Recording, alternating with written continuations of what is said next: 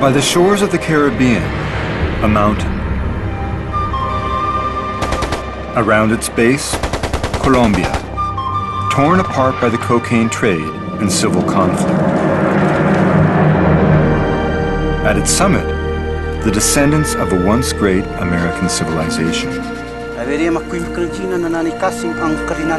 They say that for centuries they have kept watch over the earth. What do they mean? What are the secrets of their remarkable survival? This is my journey to find out.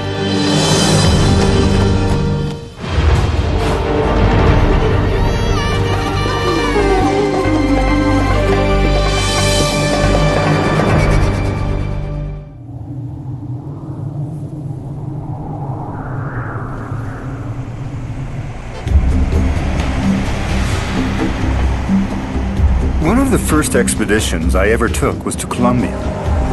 When I was there, 35 years ago, I met an amazing indigenous people, and I've wondered about them ever since. They lived on a mountain, rising almost 19,000 feet from the northern plains of Colombia. They called themselves the Elder Brother, and claimed to be the last representatives of an ancient South American civilization, the Tairona. I've always wanted to go back to the mountains and find out what became of the people. I mean, in the years since I was there, their land's been under siege by guerrillas and paramilitaries, cocaine traffickers. What became of the people? And perhaps more importantly, what became of their incredible belief systems? Well, finally, I've got a chance to go back and find out. The Elder Brothers don't like visitors, but this time, through contacts, they have asked me to come. I don't know why. As Director Graham Townsley and I arrive with the crew, we wonder what is in store for us.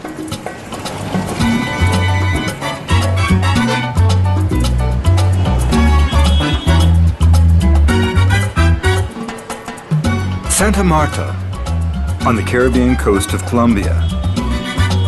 It's a jumping-off point for my journey up into the mountains of the Elder Brothers. There's an awful lot to like about Santa Marta. It's cheerful, loud, and full of life. Today it's a modern port city, but it was first settled by the Spanish nearly 500 years ago.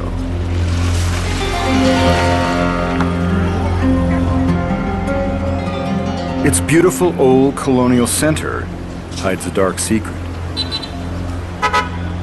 In the 16th century, these streets witnessed the birth of one of the first and most violent campaigns in the long, bloody conquest of South America.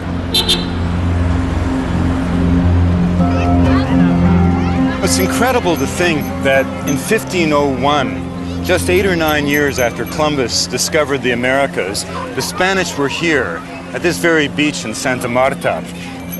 And then in 1599, the governor of Santa Marta unleashed a Holocaust on the Tairona. It was unbelievable, unprecedented, even in the conquest of the Americas. Children were fed to dogs. Mothers and daughters and grandmothers were burnt alive. The men were quartered, drawn and quartered at the stake. And yet, somehow, the Tairona survived. Or did they? The Tairona were truly one of the great indigenous civilizations of the ancient New World. The remains of the cities and roads they built over 1,000 years ago are still scattered all along the Colombian coastline.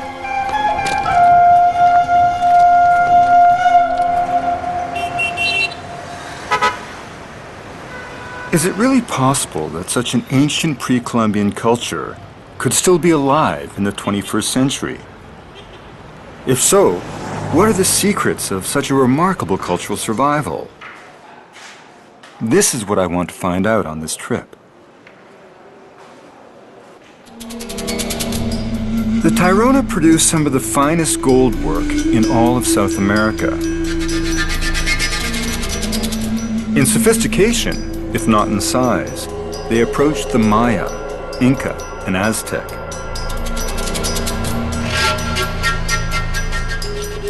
If their descendants, The Elder Brothers really do represent that culture. They would be our last window onto the high civilizations of the ancient Americas. They live on the imposing mountain massif whose foothills rise behind the city, the Sierra Nevada de Santa Marta.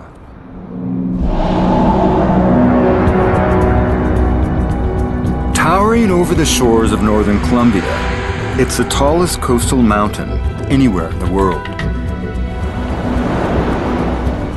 From foothills washed by warm Caribbean waters to the Sierra's snow-capped peaks, this spectacular mountain is a microcosm of South America.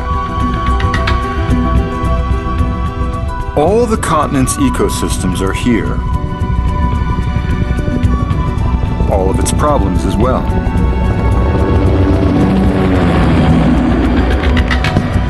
For decades, its remote valleys have sheltered an array of armed and violent groups, from right-wing paramilitaries to cocaine traffickers and the infamous communist guerrillas of the FARC.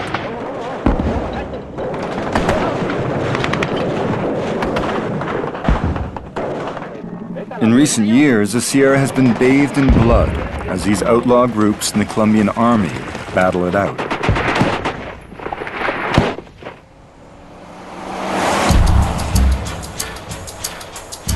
So you don't travel into the Sierra lightly.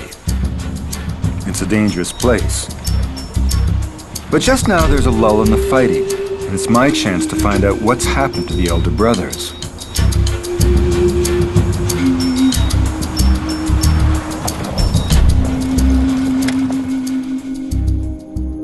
What I hope to do is make a journey right up to the Paramo, the frozen valleys of the High Sierra.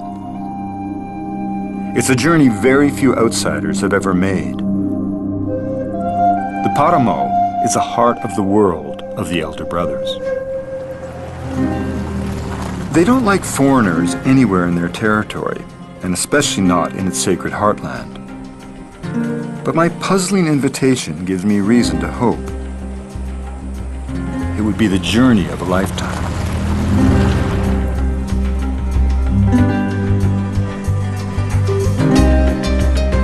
Long before getting anywhere near the High Sierra, I have to pass through the dusty Colombian villages that ring the base of the mountain.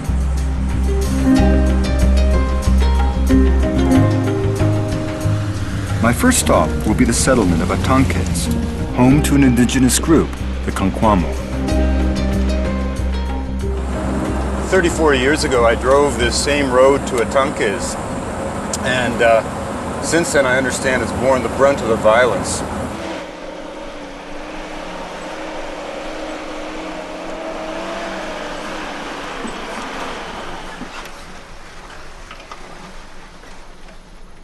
Sí, vamos, sigamos. Él lo está esperando en la grúa. Perfecto. Vamos entonces. Vamos. Gracias.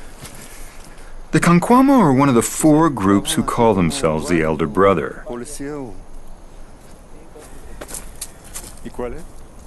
At first sight, the young men who take me to the meeting could be Colombians from any part of the provinces.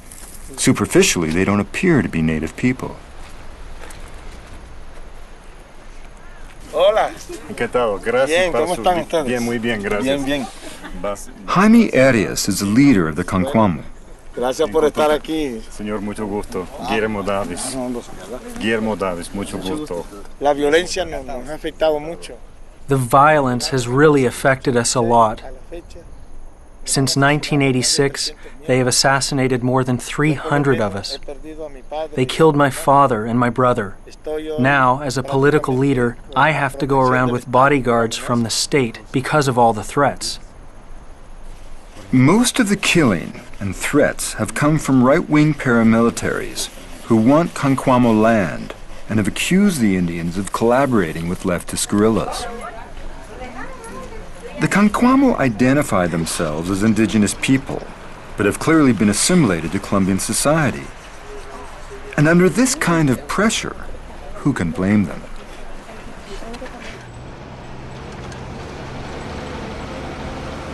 In a way, the Conquamos have just confirmed your worst fear. 300 dead, 400 families displaced.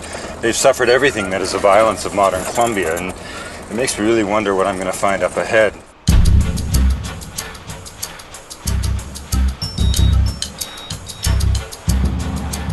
After the massacre of the Tairona in 1599, the people of the Sierra seemed to tumble into oblivion. The history books fall silent about the Sierra for almost 200 years.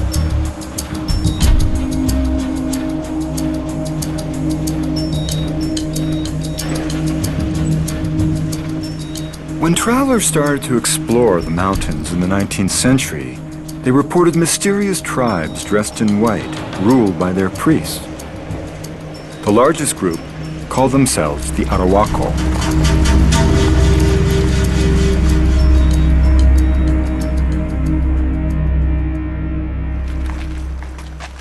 And here they still are.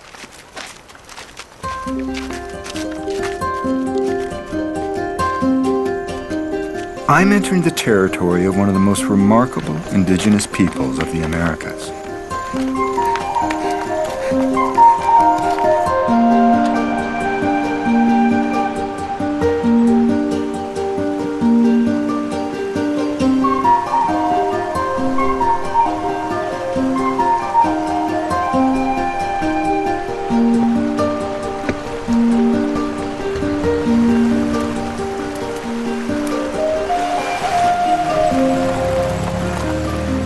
About a third of the way up the mountain, at an old mission settlement called Nabusimake, the road ends.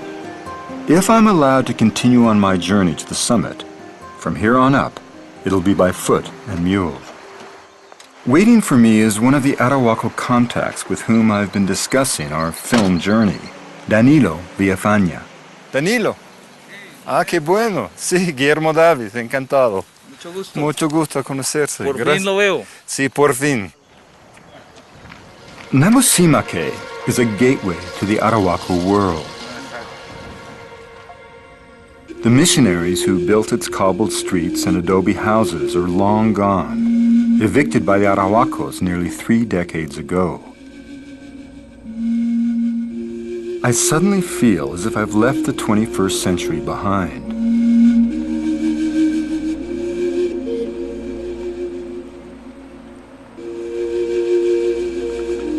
Everyone here wears the traditional snow-white clothes and woven bags of the Arhuaco.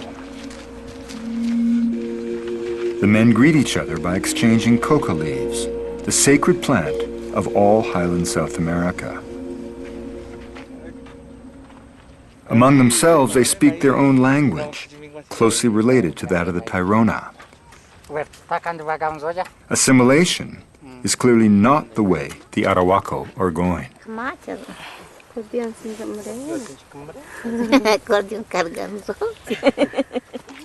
Everything about the Arhuaco world is a pleasant surprise.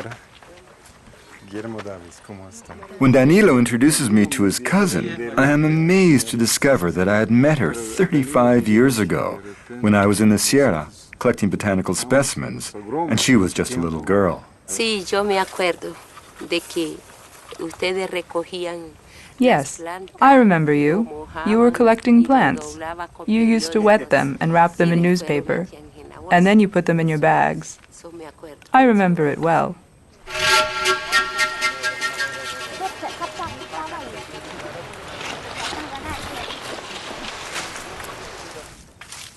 There are about 20,000 Arhuacos, and most of their lives are spent moving between villages and family farms above Nabusimake. In the warm lands lower down the mountain, the Arhuacos grow plantains, peppers, and the tropical root crop manioc. Higher up, they cultivate cold weather crops, potatoes, onions, and grains.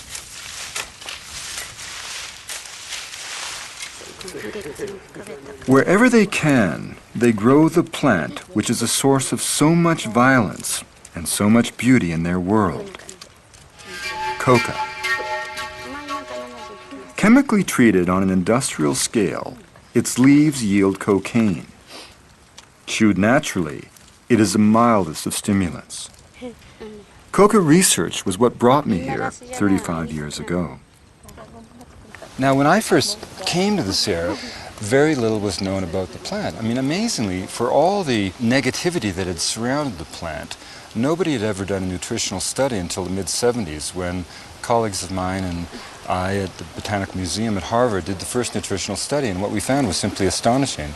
Yes, it had a small amount of cocaine hydrochloride in it, but it also was chock full of vitamins. It also had enzymes in it which enhanced the body's ability to digest carbohydrate at high elevation, which made it perfect for the diets of the mountains of South America that depend on various tubers, the potato most essentially. So, you know, coca is not a drug. It's a food. As I've known for many years, chewing it is no more stimulating than having a cup of coffee.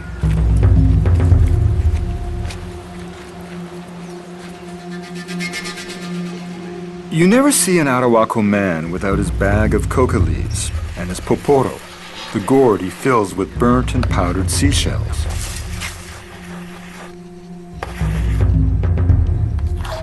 That powder is essentially calcium carbonate, which facilitates the release of the beneficial properties of the plant.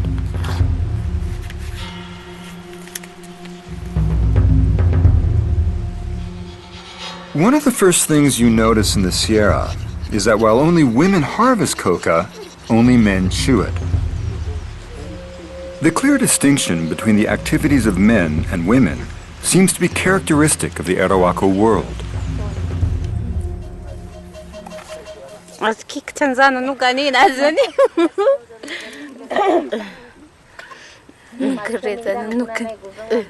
I noticed that only women sew bags.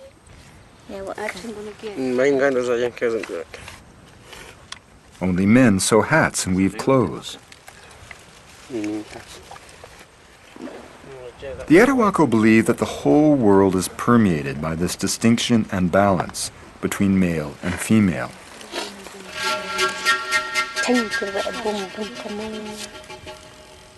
It is an order of things which was dictated by the creator gods, Saranqua, and the Great Mother. The Great Mother's commandments about the care of all things in nature are what the Arhuacos call her law. It seems a miracle to me that it has survived through all these centuries of conflict. I finally get a chance to ask Danilo how his people have coped with the years of violence. He says they have been exhausted by it. So the question is, when finally will they leave us in peace to live our lives? If it's not the church, it's the colonization of our lands. If it's not the colonization, it's government programs. If it's not the politics of the government, it's the violent groups who don't respect or recognize anybody. So we live constantly trying to avoid being hit from one side or another.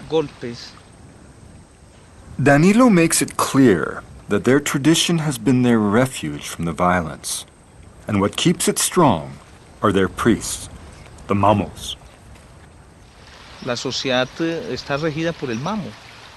Our society is directed by the mamos. So this war and the cost of this war touches us and affects us. But we have the strength to not get involved in it.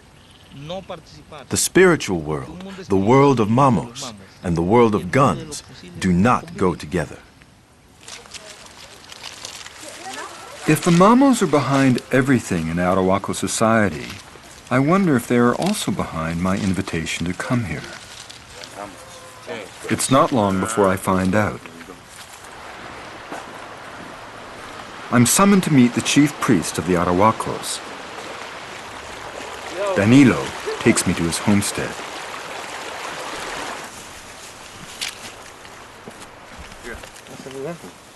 Muy buena día. ¿Cómo está? Guillermo Tales. Encantado. Bien conocido. Mama Kuncha is a reserved and quiet-spoken character. He wants to talk, but he says not here. We set off again for a nearby hillside.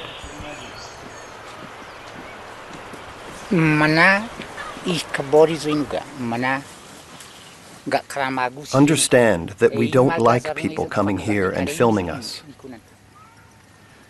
But if the younger brother doesn't find out who we are, how can he ever respect us? How will he know that the Great Mother made us guardians of her law? At the moment, younger brother knows nothing about it, which is why he is destroying the earth. In the coming days, this remarkable message is driven home to me again and again. The Arhuaco Mamos believe they are the guardians of the world, that their rituals literally maintain the balance and fertility of life. They want us, who they call the younger brother, to know this, respect them for the work they do, and listen to what they have to say. The ancestors said that one day younger brother will wake up, but only when the violence of nature is on top of him. That's when he'll wake up. What are we going to do? Well, we're not going to fight. We just want to make people understand. Will younger brother understand or not? We don't know. But we're here trying hard, speaking calmly to your cameras so that hopefully the whole world will listen. I tell the Arhuaco that I am happy and honored to help communicate their mission to the younger brother, but that I want to understand more about the laws of Saranqua and the Great Mother. I want to see for myself how they have maintained this unbroken tradition for so long.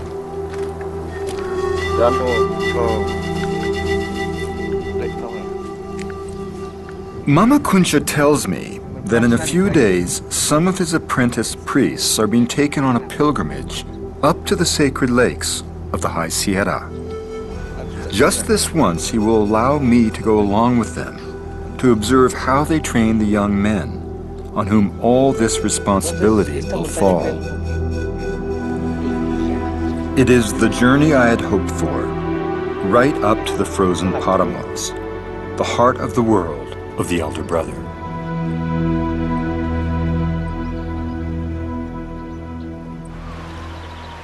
To get the crew and all the film gear up the mountain is a major logistical challenge. Graham is also an anthropologist and has filmed before in the Sierra. With the Arhuacos, he has planned a mule train. Colombian camera assistant Peter Diaz-Porta oversees the loading. It's no small feat. But finally it's done, and we're on our way. We'll rendezvous with more Arhuacos and the apprentice priests further up the mountain.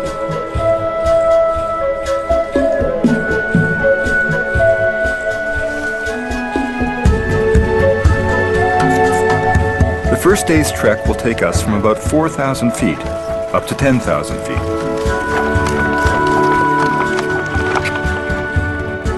These high valleys of the Sierra are spectacular, but they also hold danger.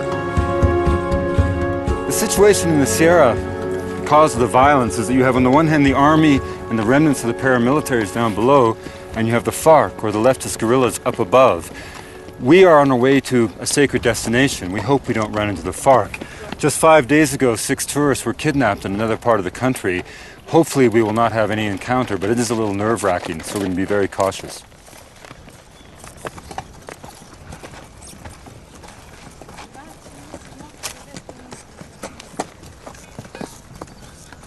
But as we climb up into the high meadows above the tree line, all thoughts of the outside world fade.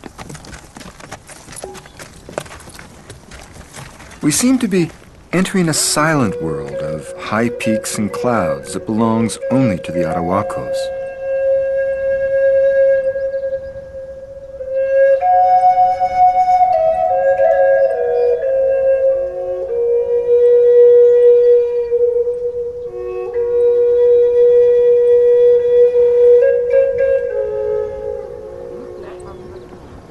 Finally, we arrive at the farm where we'll be spending the night.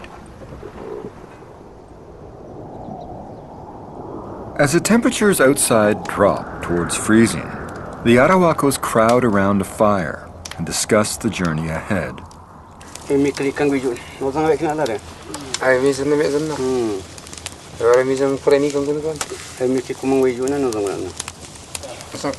Mama Camilo is leading the pilgrimage. He will be instructing two young apprentice mamos on how to make offerings, the correct prayers and attitudes to the spirits of the mountains.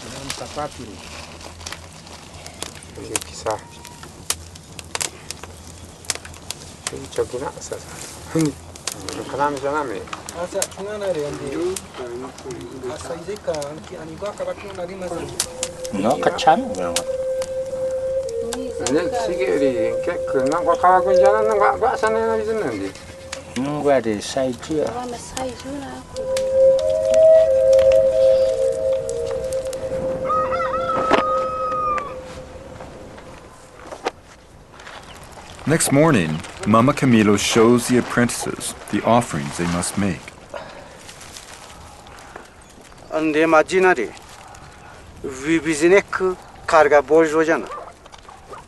Wrapped in corn husks, they are all objects from the sea in the tropical plains at the base of the mountain.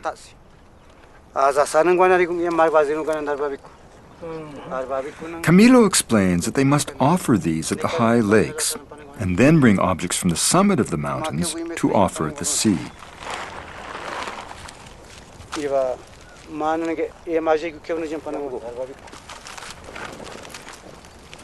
It seems that with their pilgrimages and offerings, the Arhuaco try to bind together their world in one great spiritual web of reciprocity. As I soon discover, that spiritual web connecting all parts of the Sierra mirrors a much more concrete one.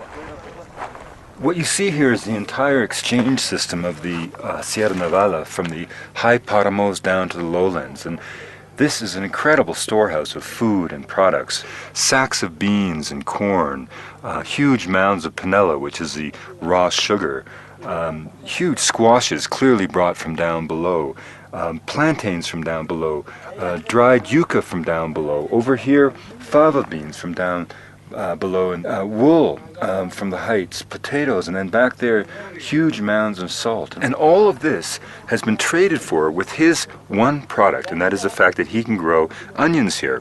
And so what you're seeing here is the entire economic exchange system of the mountains, where products move up and down this ecological gradient.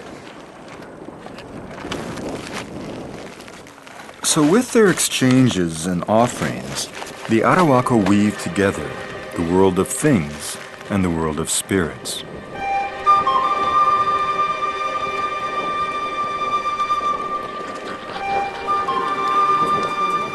They say they have been making these pilgrimages to the lakes of the High Sierra ever since the time of their ancestors, the Tairona.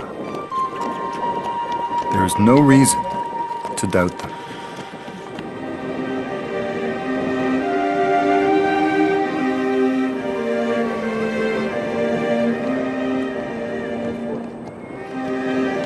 At about 12,000 feet, we enter the Paramo, the high-altitude land of rock, tussock grasses, and dwarf shrubs, which is the gateway to the sacred heartland of the Elder Brother.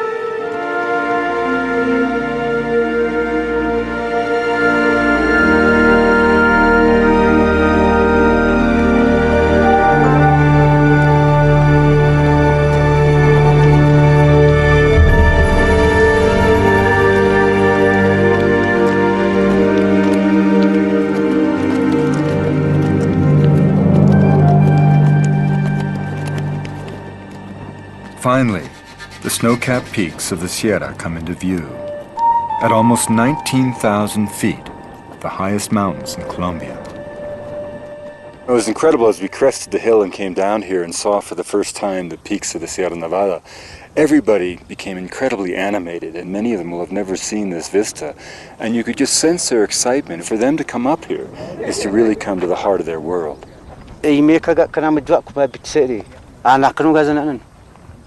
As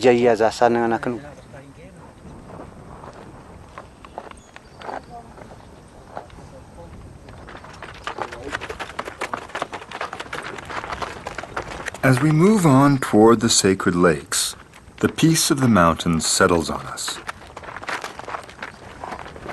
We ride on in silence. The world of the younger brother seems a million miles away.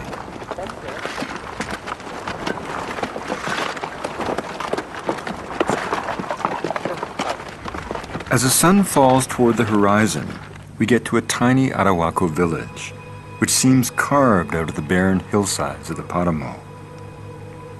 It will be our last stop before the lakes.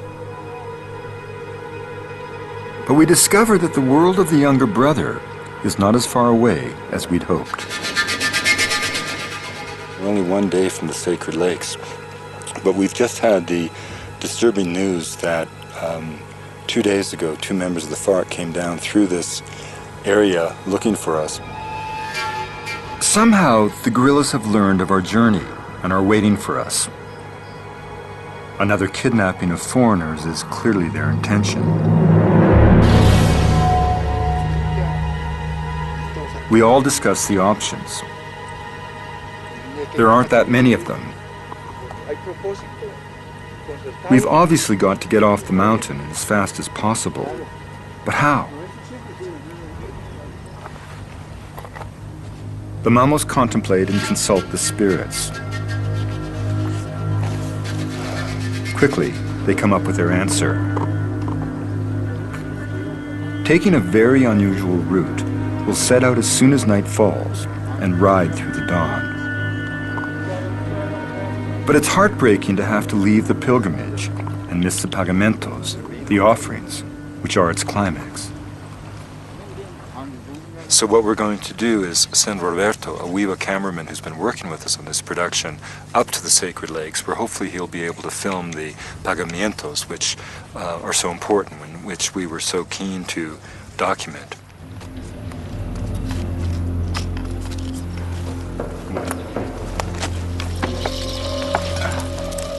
We saddle up for a tense ride, up and down treacherous mountain trails in the darkness.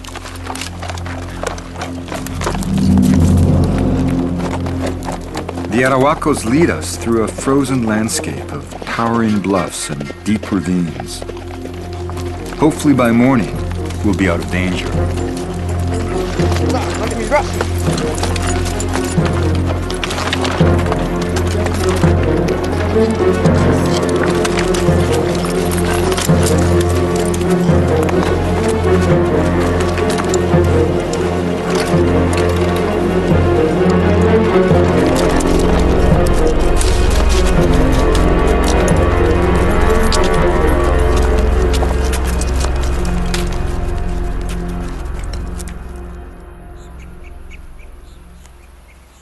Just after dawn, we finally get to the lower reaches of the mountain, where sometimes the army patrols and the guerrillas are unlikely to follow us.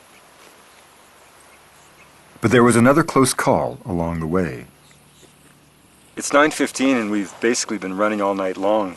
Just as the sun rose around 5:30, we came across a shoulder with this extraordinary vista of the entire Sierra Nevada enveloped in cloud.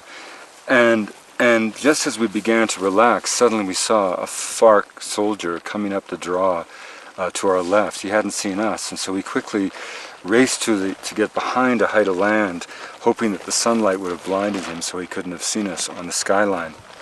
And that obviously was nerve-wracking, and it only caused us to move even faster out of the mountains. And now finally we're up at this height of land, at this down looking over the valley of Namasimike in relative safety.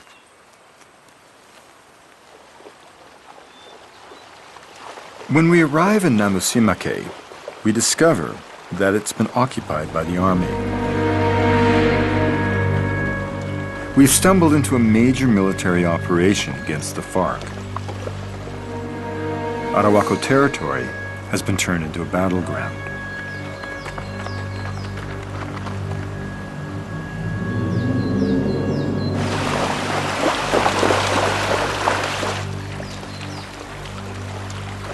The frustration of having to leave the pilgrimage is huge. We'll join the pilgrims once again when they come down from the Paramos to make their offerings to the sea. But in the meantime, the military presence makes it hard to go on working, and we can't stand to wait, doing nothing. Our brush with the FARC has given us a slight taste of what the Arhuacos endure all the time. I decide to head for the capital, Bogotá, in search of people who can help me understand the violent history of the Sierra. Bueno, Alfredo, la violencia en Colombia. Sociologist Alfredo Molano has been studying it for many years. It all started in the 1950s, when thousands of peasants, who were refugees from the violence in the interior of the country, arrived in the Sierra. They started to push out the Indians, who had to move higher on the mountain. As the peasants pushed out the Indians, the landowners pushed out the peasants.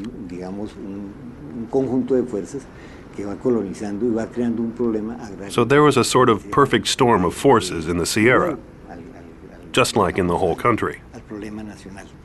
And always, at the center of that combination of forces, was violence.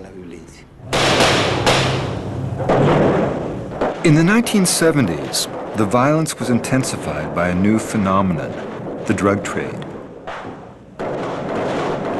Although that trade came to be dominated by Colombian traffickers, Alfredo believes foreigners were implicated from the beginning. The first drug to arrive in the Sierra was marijuana. Intensive cultivation of the drug gained a foothold here in the 1960s and early 1970s.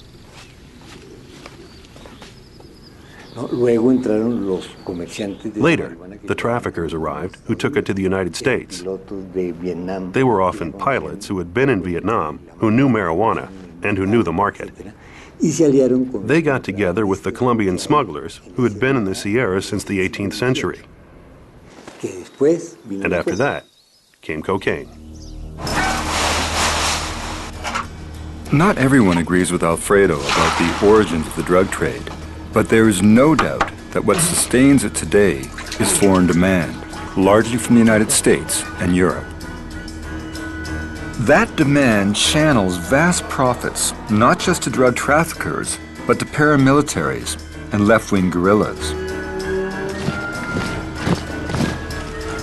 So the violence engulfing Colombia and the elder brother today is not just a Colombian problem, it's a global one.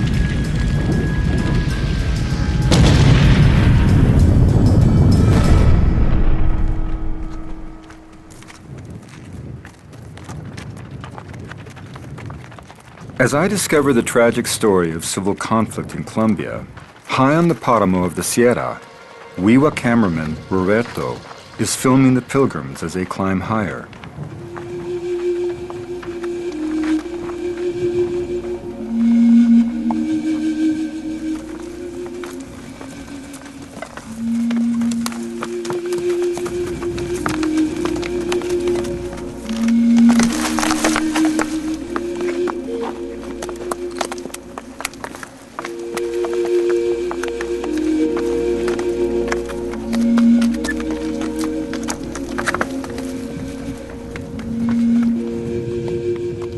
Mama Camilo and the two apprentices are approaching their destination, the sacred lakes where they will make their offerings.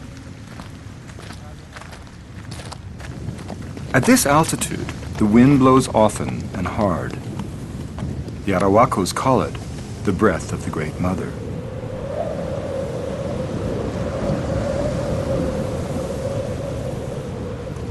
In the thin air of the Paramo, they say they feel her presence everywhere.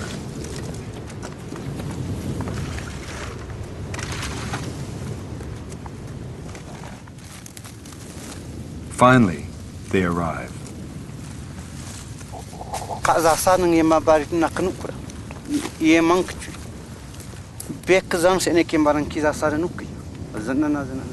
We've come here to make the offerings which preserve life, animals, plants, trees, everything. This lake is the center of the whole mountain. It all depends on this place. This is where the spirit guardians live who check to see if the law of the Great Mother is being obeyed.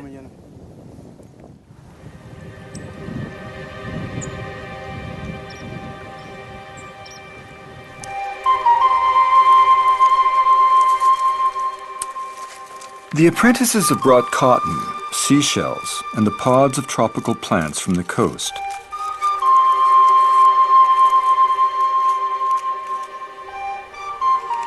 They pray, holding small bundles of cotton in their hands. It is a symbol of the Great Mother, who, they say, taught humans how to spin. Her commandment was to protect everything she had woven. This is her law. The circular movement of hands recalls the moment when the Great Mother spun the universe into being.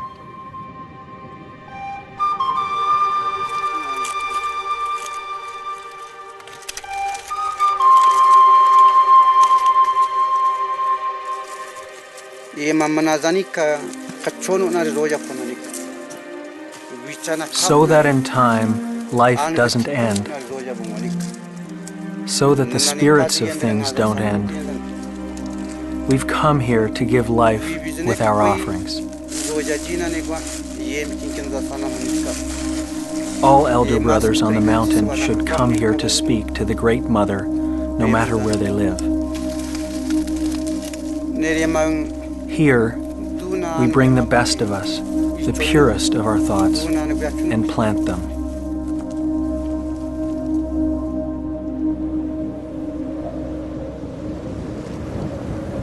When the offerings have been placed, the pilgrims collect the leaves of Espilitia, the defining plant of the Paramo. These will become the offerings they make far below to the sea. It's hard to imagine a people more identified with their environment. The white hats they wear so religiously represent the snow peaks of their mountains.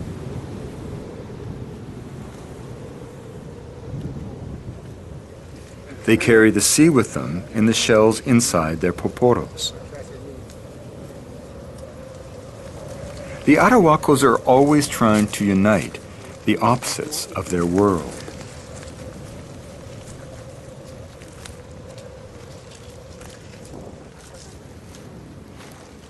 Finally, it's time to leave. Just as they greet each other with coca leaves, they say farewell to the spirits of the mountain with the same gesture.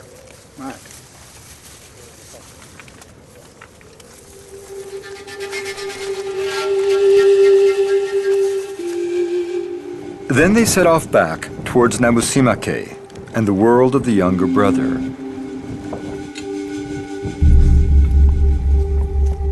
Is there a place, I wonder, for such a devotional way of life in the modern world?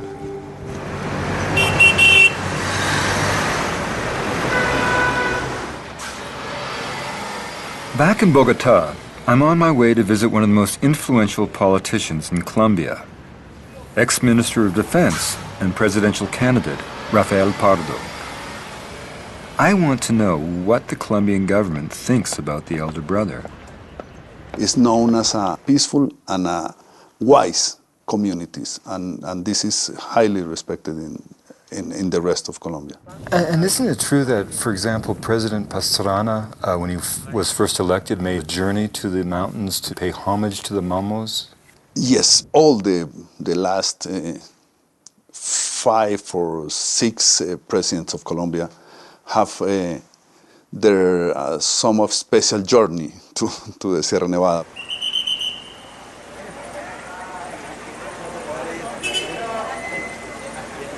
As I return to Santa Marta, I'm still astonished by the image of successive Colombian presidents making pilgrimages to the Sierra to meet the Mamos and ask for their blessings.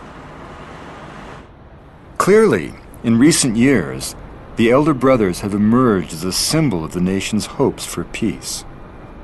But as political leader Rogelio Mejia makes clear to me, that has not stopped the killing. In 2002, when the violence between the guerrillas and the paramilitaries and the army was at its strongest, we lost 24 Arhuacos, mamos, and leaders, assassinated directly by the FARC. By paramilitaries, 48 Arhuacos, 360 Cancuamos, and 60 Kogis. These last years, the killing of Indians has got even worse.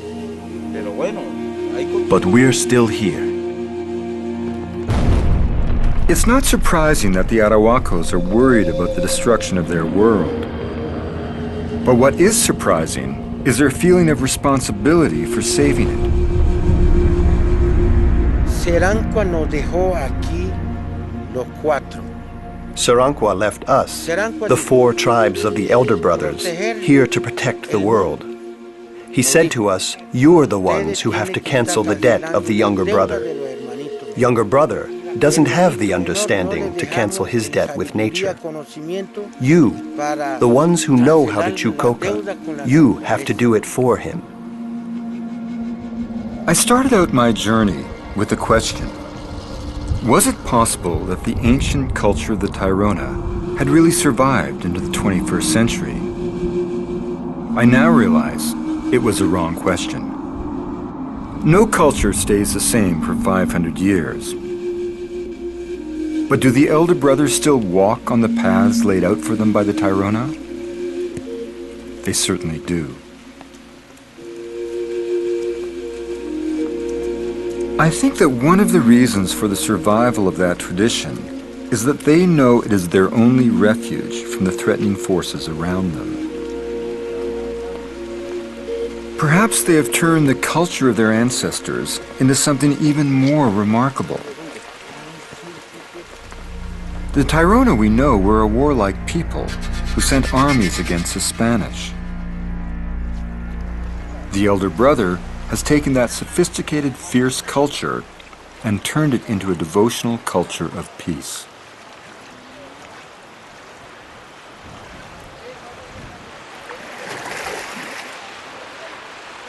After days traveling, the pilgrims finally arrived at the seashore with the sacred bundles of plants from the Paramo.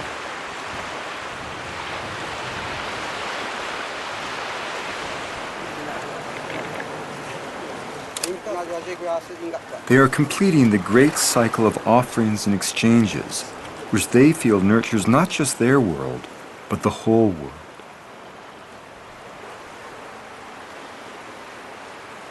Their dedication to their mission astonishes me.